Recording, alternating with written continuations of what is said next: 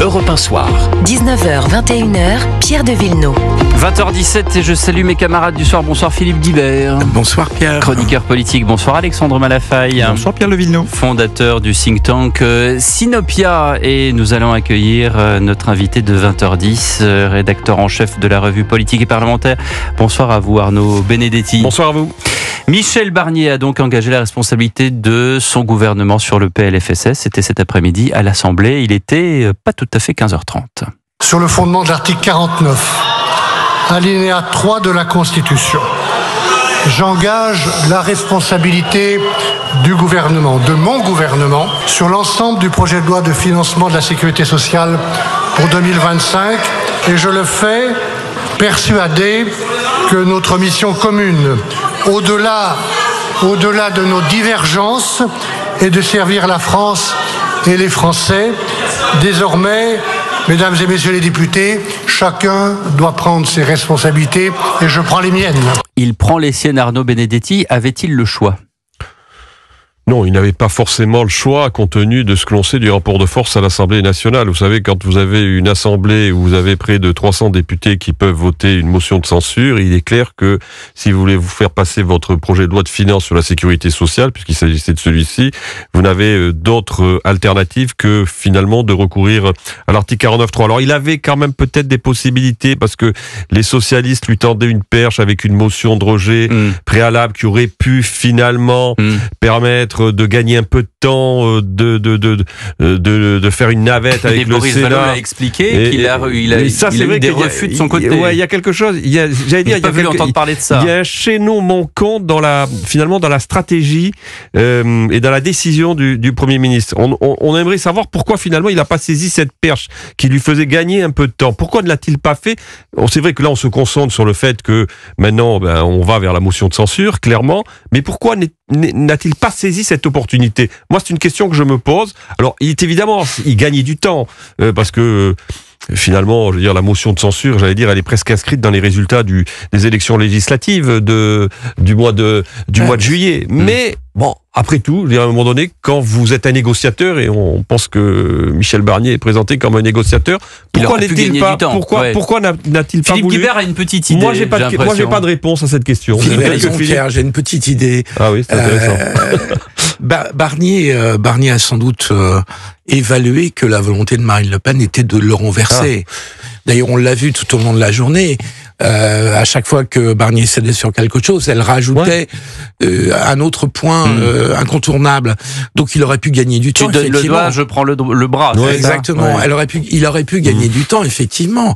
Mais clairement, depuis les réquisitoires de son procès, Marine Le Pen a complètement changé de tonalité et on sentait bien qu'à 2-3 jours près, elle aurait renversé Michel Barnier. Est-ce que c'est ça, Arnaud Benedetti ? Est-ce que c'est le combat d'une femme blessée aussi par le réquisitoire de son procès et qui joue sur un calendrier politique ? Il y a plusieurs facteurs.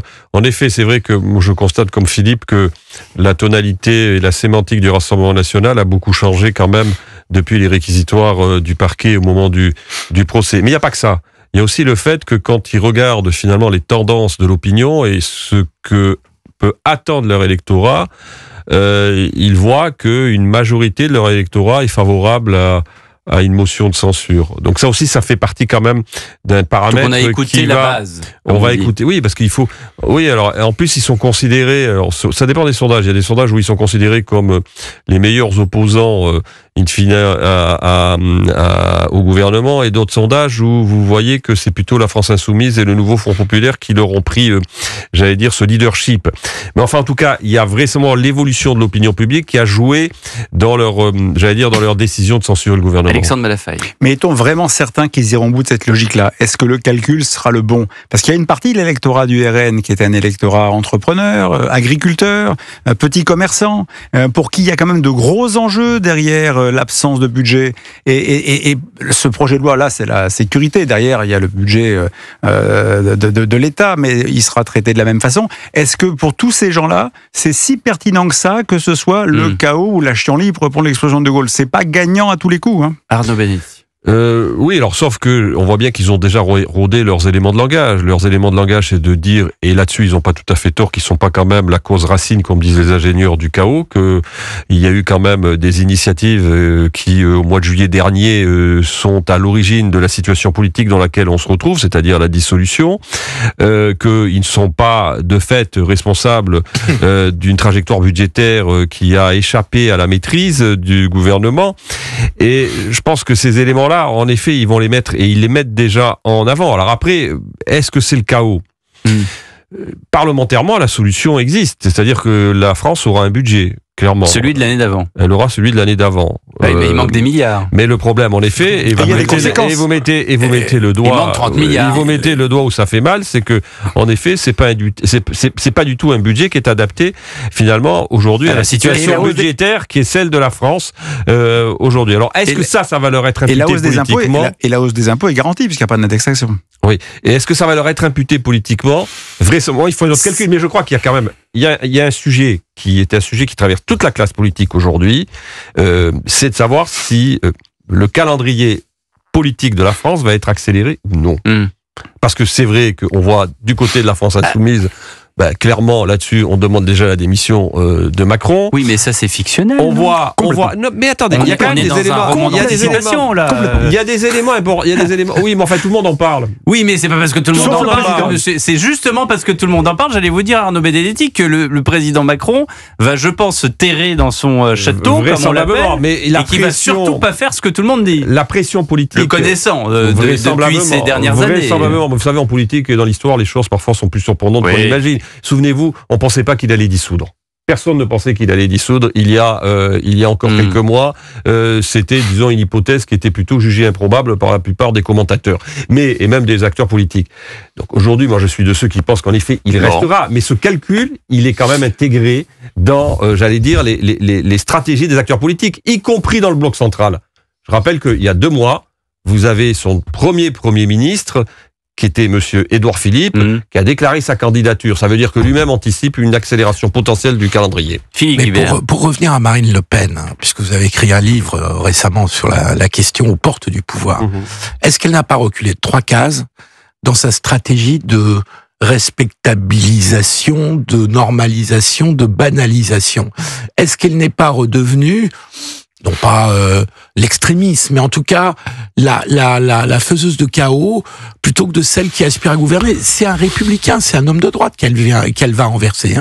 C'est pas un macroniste, et c'est a fortiori pas une personnalité de gauche. Elle a dit que c'était encore pire sous Barnier qu'avec les autres premiers ministres, c'est-à-dire Gabriel Attal et ceux d'avant. L'union des droites, elle est très très très loin là. Alors, je pense pas que le Rassemblement national cherche l'union des droites. Ce qui est vrai, c'est que, et là, je pense que vous soulevez un vrai problème, c'est que le Rassemblement national essaye de cranter cet électorat conservateur.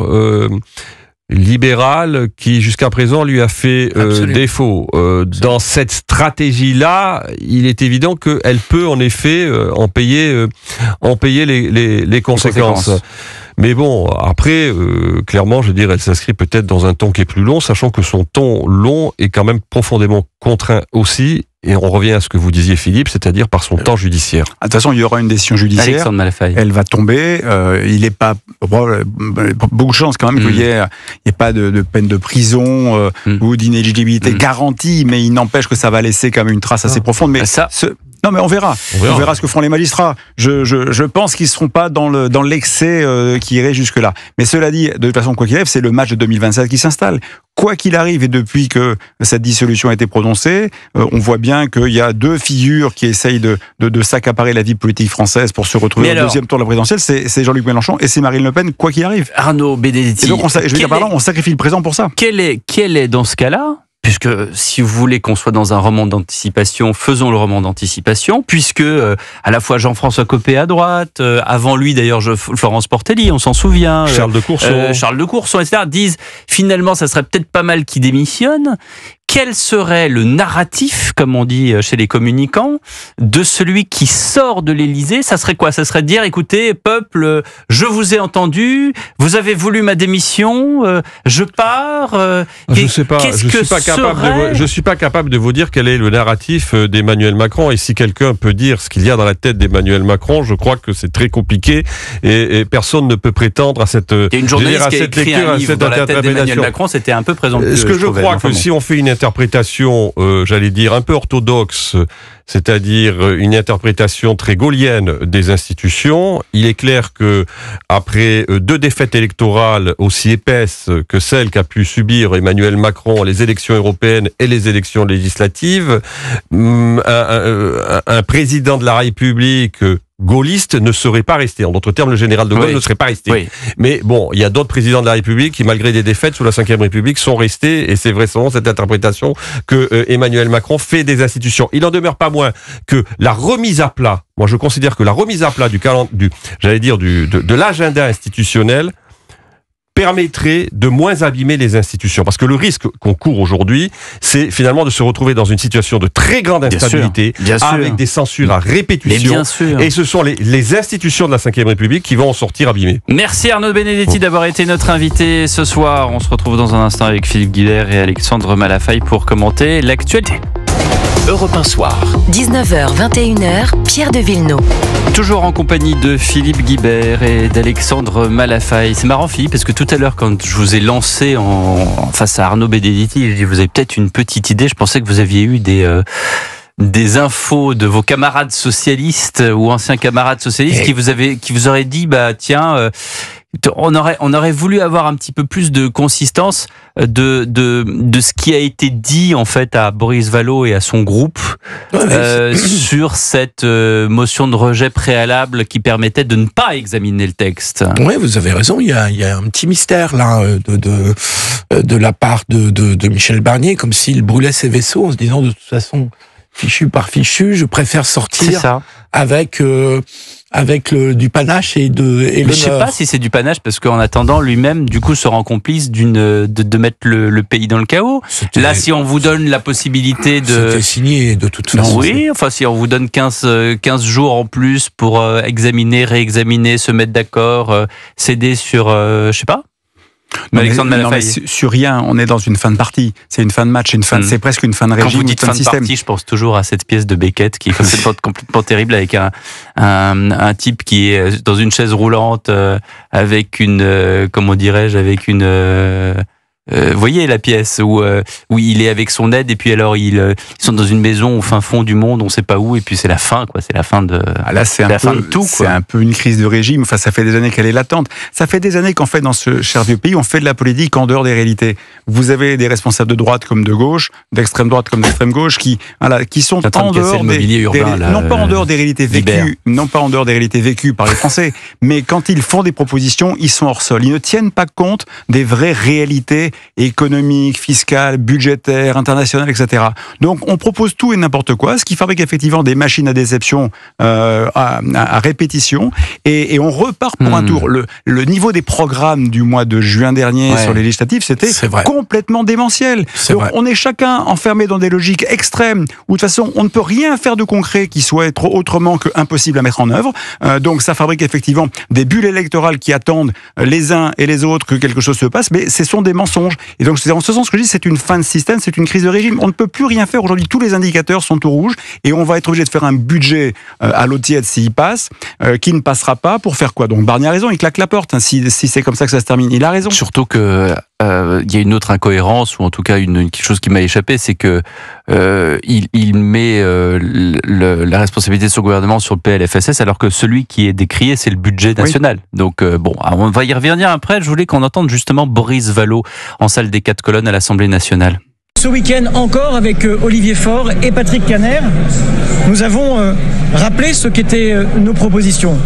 Et nous avons déploré qu'il soit plus convenable, manifestement, de dialoguer avec Marine Le Pen et le Rassemblement national que d'adresser ne serait-ce que la parole à la gauche et en particulier au Parti socialiste. Lorsque le Premier ministre m'a reçu, il a eu cette confidence.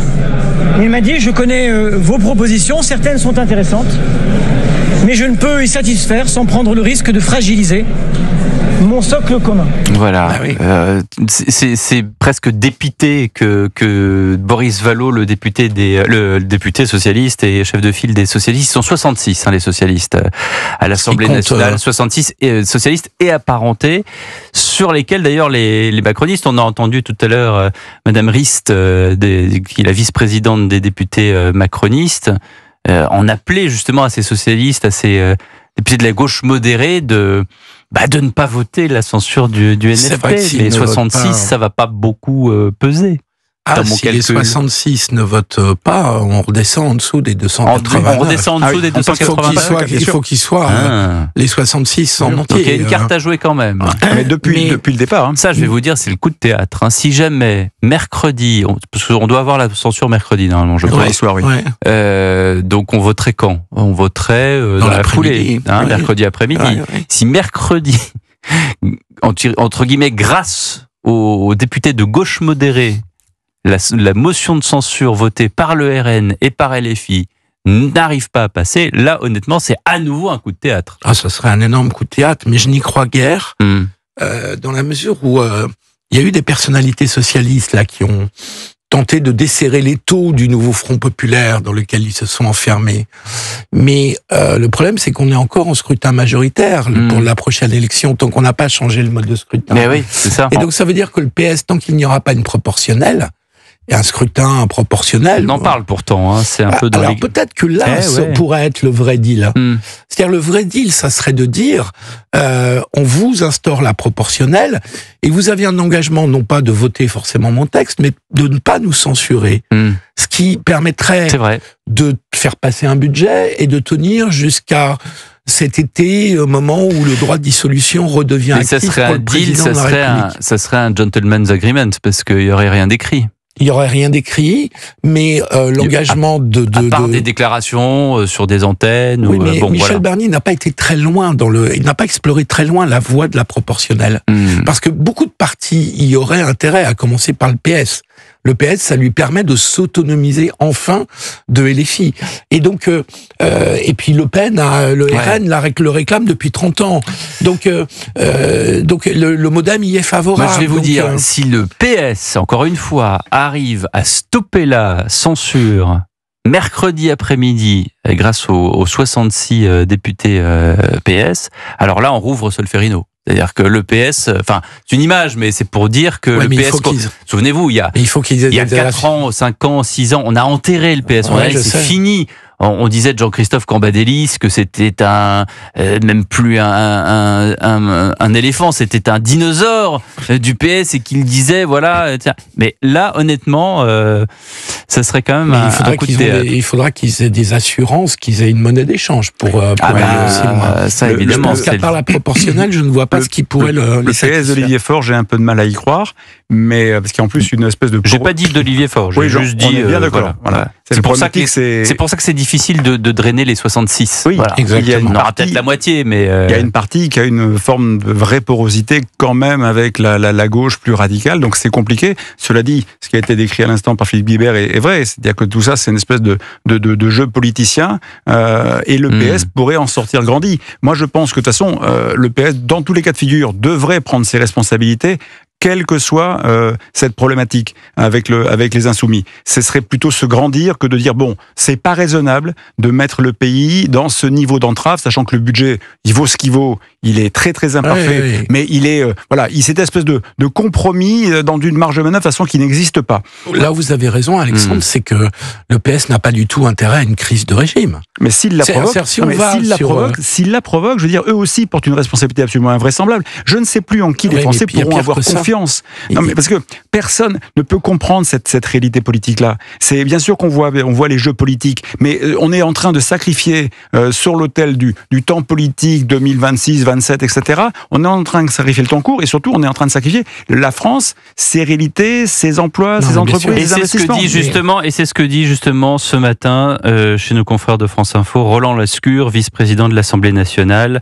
Il parle de la mise en danger de la France sur les marchés, notamment. On écoute. J'ai l'impression que Marine Le Pen aujourd'hui, elle est comme un empereur romain, vous savez, qui va décider à la dernière minute s'il décide ou pas d'épargner le gladiateur ou de l'exécuter. Moi, je pense que Marine Le Pen n'est pas Jules César, c'est plutôt, je dirais, un Machiavel au petit pied qui, au fond, joue avec la signature de la France sur les marchés financiers. Elle joue avec l'argent des Françaises et des Français. Elle joue à la roulette aujourd'hui. Alexandre Malafaye, commentaire sur Roland Lescure et Philippe Guibert ensuite. En tout cas, ce qu'il dit sur les marchés financiers et sur l'image de la France, il a raison. Il n'y a pas aujourd'hui de bon message qui soit envoyé à qui que ce soit. Les indicateurs sont dans tout le domaine, que ce soit les investissements en France aujourd'hui, que ce soit la création d'emplois, que ce soit la décision de créer des entreprises, tous les investissements des entreprises, interroger, enfin, voyez autour de vous. Pour l'instant, il y a un attentisme absolument phénoménal. Même si on a eu un statu quo de Standard & Poor's, qui était d'ailleurs assez étonnant. À la limite, c'est plutôt une forme de position qui permet d'éviter de rajouter de la crise à la crise à court terme.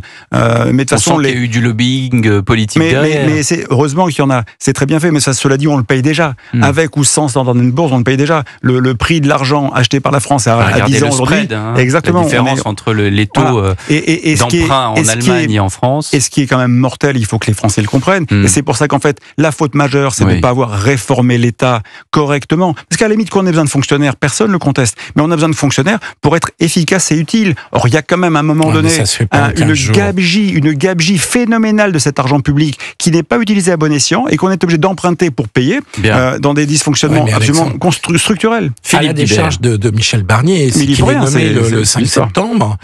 Son gouvernement, il a 15 jours pour préparer le budget. C'est pas en 15 jours qu'on mène des réformes structurelles sur mais je suis d'accord. Philippe Guibert. Je fais le projet des 20 ans, pas de lui. Mais pour revenir aux macronistes et à la déclaration de Monsieur Lescure, il y a un point qui me gêne quand même, parce que quand même tout le monde a bien vu que les macronistes et Gabriel Attal n'ont vraiment pas aidé Michel Barnier. Je veux dire, ils ont fait monter les enchères. Vous voulez dire, c'est un doux euphémisme. Oui, c'est un doux euphémisme. Vous voulez dire attendez, disons les choses comme elles sont. Depuis la fin de son mandat, la passation de pouvoir, Gabriel Attal veut la peau de Michel Barnier. Oui, en tout cas, il lui a savonné la planche, il lui a compliqué les négociations dans tous les sens. Il n'a pas digéré le fait qu'il soit plus Premier ministre. Voilà, ce qui est assez étonnant pour un jeune homme qui a tout l'avenir devant lui.